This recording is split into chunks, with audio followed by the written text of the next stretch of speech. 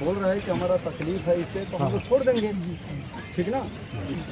और ये हार्टली जुड़ाव है ना, रेल से सब जुड़ाव है। मैं आपको बोल रहा हूँ, सुनिए। अगर डेवलप करना है तो दुकान बना के बढ़िया से दे, हर चीज़ देंगे। अच्छा सुनिए, ये IW जो है बना के रिपोर्ट, हाँ, ये IW के लिए हुआ है।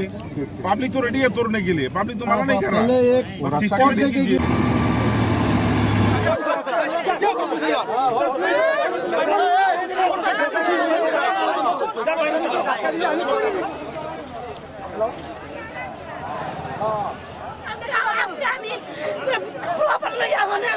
আমাদের রাস্তায় ভিক্ষা করতে লাগবে ওখানে, এগুলা ভালো হইব নাকি? এগুলা খাতা পয়লা মরবো সব গিলা।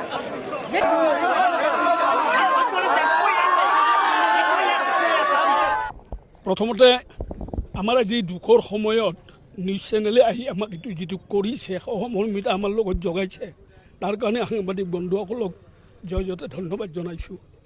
আমাৰ দুখ আৰু মানে পৰিতাপৰ বিষয় এইটো যে আমি মানে মোটামুটি ব্ৰিটিছৰ সময়তে এই ৰেল লাইনৰ সময়ত ৰেল লাইনৰ মাটিত আমি আছোঁ। আমি ৰেলৰ মাটি বুলি তেতিয়া নাজানো, তথাপিতো তাৰে মাজত কিছু সংখ্যকে তেওঁলোকে কৰিলে, মানে ম্যাদীও হ'ল কিছুমানে লিজো ল'লে। কিন্তু হঠাৎ ৰেল বিভাগে এটা সিদ্ধান্ত লৈছে যে আমাক এভেকশ্যন কৰিব।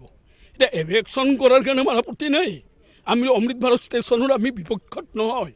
আমি অমৃত ভাৰত ষ্টেচন টংলাত হ'ব লাগে, সেইটো আমাৰো ডিমাণ্ড। কিন্তু কথা হ'ল তেওঁলোকে যধে মধে মাটিখিনি যিটো এনক'জ কৰাৰ ব্যৱস্থা কৰিছে, সেই কথাটোতো আমাৰ বিৰোধ আছে। উদাহৰণস্বৰূপে ওদালগুৰিত যদি সীমিত সংখ্যক মাটিত অমৃত ভাৰত ষ্টেচন হ'ব পাৰে, তাৰ তুলনাত টংলাত যিখিনি মাটি এভেকশ্যন তেওঁলোকে কৰিছে, ইয়াত ডবল অমৃত ভাৰত ষ্টেচন বনাব পাৰি।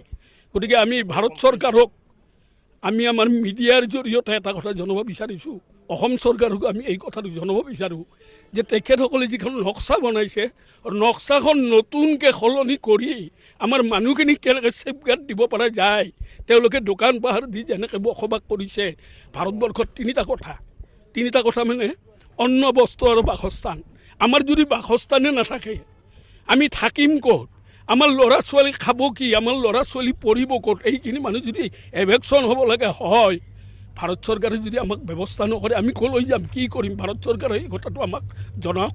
আমি অনুৰোধ জনাইছোঁ, আমি টংলাবাসী ৰাইজৰ হৈ যে আমাৰ এই অমৃত ভাৰত ষ্টেচনটো হওক, আমাৰ যিখিনি এফেক্টেড ৰাইজ তেওঁলোকে যাতে ইয়াত থাকিব পাৰে সেই বস্তুটোৱে আমাক কৰি দিয়ক। তাৰ বাহিৰে আমাৰ ক'ব লগা একো নাই। ইয়াৰ কাৰণে আমি সকলো প্ৰশাসন, চৰকাৰ, মিডিয়াক আমি অনুৰোধ জনাইছোঁ, আমাৰ বাতৰিখিনি আপোনালোকে মিডিয়াত ভালকৈ প্ৰকাশ কৰক। মোটামুটি ৫,০০০ৰ ওপৰত মানুহ হ'ব।